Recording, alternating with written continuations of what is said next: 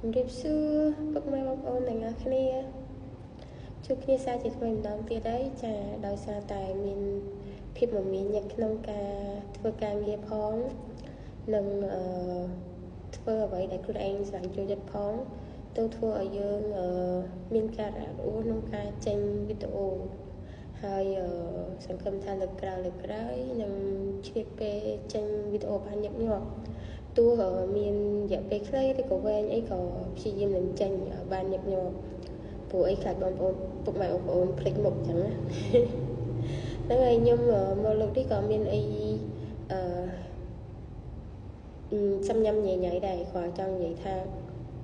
អ្វីដែលខ្ញុំធ្វើរាល់ថ្ងៃនេះគឺខ្ញុំធ្វើផលិតផលមួយដែលចេញពីកម្មាយើងហ្នឹងហើយនឹង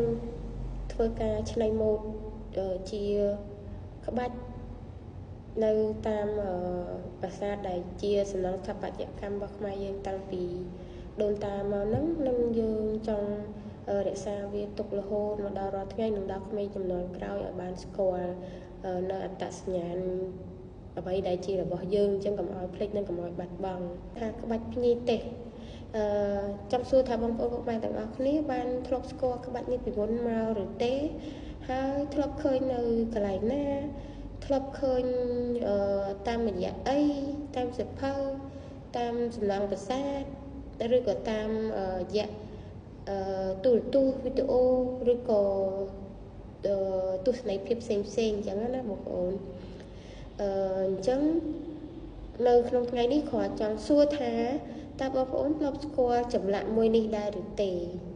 ហើយបងប្អូនគិតថាបងប្អូនមានចំណាប់អារម្មណ៍នឹងចង់ឆ្លើយឬក៏ចង់ដឹងចង់ស្គាល់អីនេះបងប្អូនអាចខមមិននៅក្នុងវីដេអូនេះបានចាហ្នឹងហើយចាអរគុណថ្ងៃនេះប្រហែលជាត្រឹមប៉ុណ្្នឹងសិនសូមឲ្យបងប្អូនជួយឆ្លើយចម្លើយនេះទាំងអស់គ្នា